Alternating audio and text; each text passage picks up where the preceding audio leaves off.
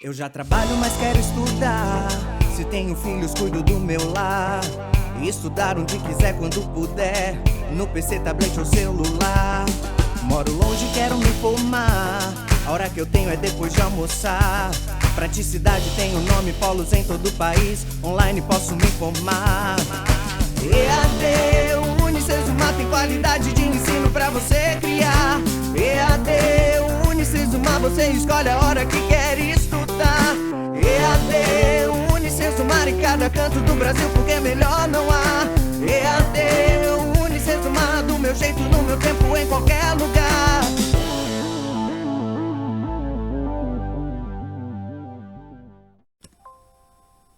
Olá pessoal, vim aqui dar um recado rapidinho para vocês. Vocês têm que fazer uma atividade chamada mapa substitutivo relativa à disciplina de Fundamentos de Arquitetura do módulo 51 de vocês. E eu espero contribuir um pouquinho para que vocês possam entender qual é a ideia dessa atividade. Ela é dividida em partes, tá? E ela tem a finalidade única e simples de compor uma parte gigantesca da nota de vocês. Então, é importante que vocês compreendam essa atividade. Vou tentar deixar ela o mais clara possível para que vocês possam ter sucesso na realização dela. Então aqui tem uma contextualização inicial, né, dizendo que a disciplina de Fundamentos de Arquitetura tem conhecimentos relacionados a hardware e software, tá? Com uma parte um pouco técnica, mas é muito importante aí para o conhecimento geral da área de TI, para profissionais que vão trabalhar com essa área. E na sequência diz, conceitos importantes são tratados na disciplina de forma a permitir que uma base seja adquirida para fornecer suporte para estudos mais aprofundados sobre esses conceitos com maior facilidade, quando necessário durante toda a vida acadêmica e profissional. Para abordar alguns dos conhecimentos mais relevantes estudados e condensar esses estudos de forma avaliativa, essa atividade busca unir conceitos trabalhados durante a disciplina, ou seja, um pouco de várias coisas aí que tem no material de vocês e que foi visto durante o andamento da disciplina. Para realizar essa atividade é fundamental que você tenha consciência da necessidade do uso do seu registro acadêmico, o seu RA, aquele que vocês utilizam para fazer login no estúdio e poder postar atividades, assistir vídeo e tudo mais. É esse número aí de vocês que é o nosso registro acadêmico. Para que alguns dos dígitos dessa identificação pessoal sejam utilizados na resolução da atividade. Assim, observe o exemplo de como utilizaremos seu RA nessa atividade. Então nós temos aqui os dígitos de 1 a 10, considerando o traço, e o 0 para RAs um pouco menores, com 8 dígitos, ou 2, né, a maioria do pessoal que entrou no ano de 2020, tá? O 10º dígito aqui do RA. Então, cuidado, tem alguns alunos que podem ter 8 dígitos e outros podem ter 9 dígitos no RA. De qualquer forma, vocês podem contar de trás para frente. Ignora-se aqui o 10º dígito, que é o 5, ignora-se o 9º dígito, que é o traço, e começa a contar dali para trás. 8, 7, 6, 5, 4. Tá bom? É bem tranquilo. Um detalhe com relação a isso, então, é que nas questões vocês vão perceber que os dígitos vão sendo numerados e utilizados. Então, se alguém falar assim, qual que é o 7º dígito do seu RA? É equivalente a esse aqui, olhando aqui no meu exemplo. Qual que é o 3º dígito do seu RA? Está aqui, 9. Usando esse daqui como exemplo. Vocês vão utilizar o RA de vocês, né? Cada um de vocês tem um RA diferente um do outro. Cuidado com esse pequeno detalhe. Até deixei dessa forma aqui, se alguém quiser imprimir atividade, por exemplo, pode escrever a caneta aí na folha impressa para não se perder no raciocínio durante a execução da atividade. Tá? Número 1. No primeiro momento é preciso avaliar a condição do aluno como detentor dos conhecimentos básicos da disciplina. Um deles se refere às unidades de medida, bits e bytes. Muito importante isso aí.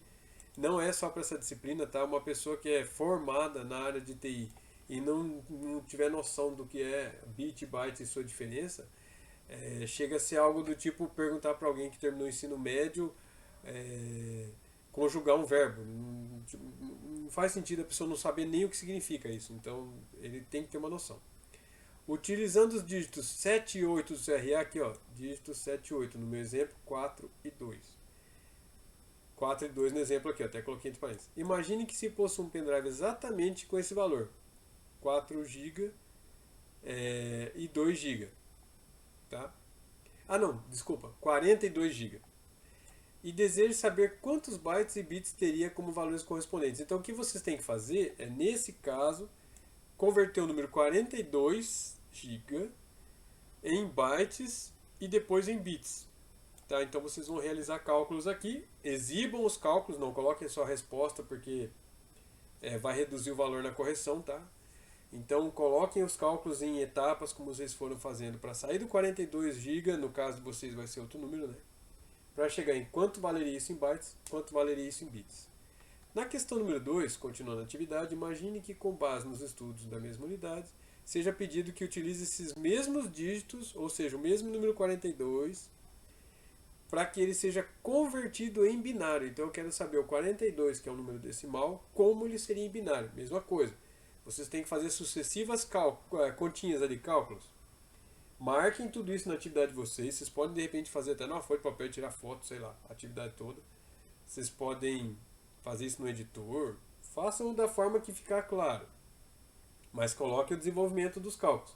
E lá no final, o número binário obtido, seja ele de que tamanho for e qual for. Para cada aluno vai dar um resultado diferente.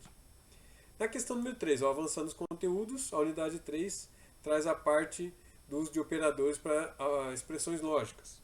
Agora utilize os dígitos 5 e 6 do seu RA da seguinte forma. Se o dígito 5 for par, no meu caso aqui, ó, o dígito 5 é 1, é ímpar. Tá? Se o dígito 5 for par, considere a operação E. Se for ímpar, que é o meu caso, OU. Então, por enquanto, eu sei que eu vou utilizar 5 equivalente à operação OU, nesse meu exemplo. Fazendo o mesmo para o dígito 6. Então, mesma coisa. O meu dígito 6 aqui do exemplo é 4, então ele é par. Então, o 5 vale OU e o 6 vale E, nesse meu exemplo. Tá? Então, 5 e 6 equivalem a 1 e 4, que seriam equivalentes a OU e E, respectivamente. Então, tudo que eu acabei de falar está repetido aqui para ajudar vocês a lembrar depois. A partir dessa associação, resolva essa expressão lógica aqui, ó. Então, A, dígito B, dígito 5, né? Aqui, ó, 5. Aí, professor, não entendi. É que você vai pegar o seu dígito 5, que é equivalente a OU, e trocar aqui. Então, A ou 5. Aí, dígito 6 é E, então aqui vai E, negação B. O que vocês vão fazer com tudo isso? Então, aqui gerou essa equação, né?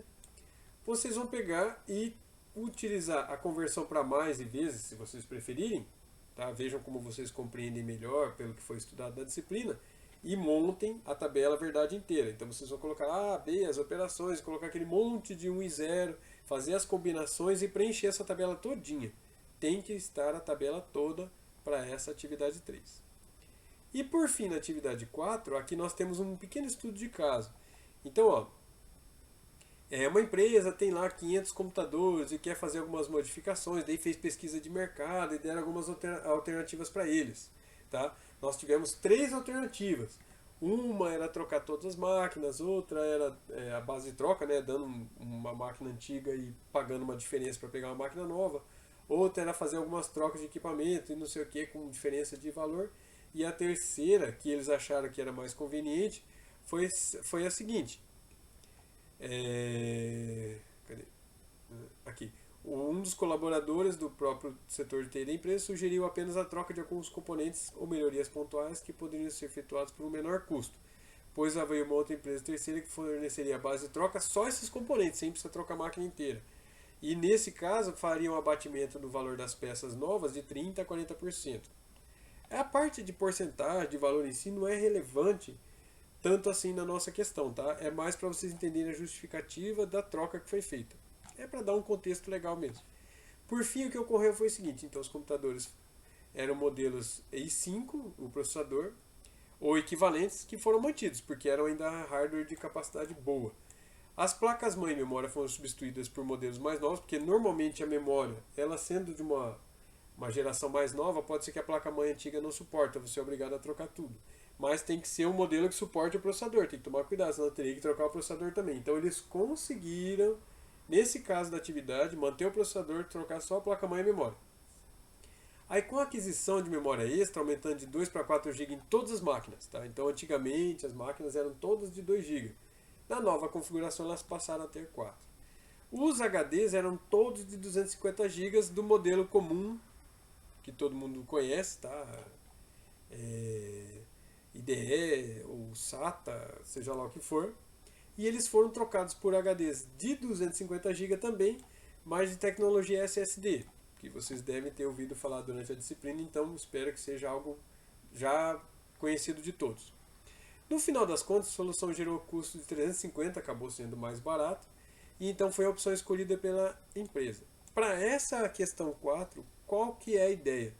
Vocês vão explicar com as palavras de vocês o motivo que gerou essa satisfação na troca dos equipamentos, basicamente situado nessa parte aqui que eu destaquei na tela para vocês. Então essa é a alma da questão número 4, justificar o porquê que esses recursos que foram trocados dessa forma melhoraram o desempenho do computador. Observação. Em um arquivo de resposta, lembre-se de justificar os cálculos, enumerar as questões, né, para que todo mundo identifique qual que é 1, qual que é 2, porque são 4 partes, né, então cada uma você numera e coloca a resposta. Envie preferencialmente arquivos PDF com menor chance de corrompimento. Ou seja, às vezes você manda de um sistema operacional diferente, isso pode gerar arquivos com formatos que talvez não sejam tão compatíveis na hora do avaliador corrigir na sua própria máquina, do celular, seja lá onde ele vai corrigir. Arquivo doc, TXT ou similar do Linux também serve. Detalhe só que no Linux em geral não se preocupa com a utilização de extensões, como é no caso do Windows, como doc, TXT.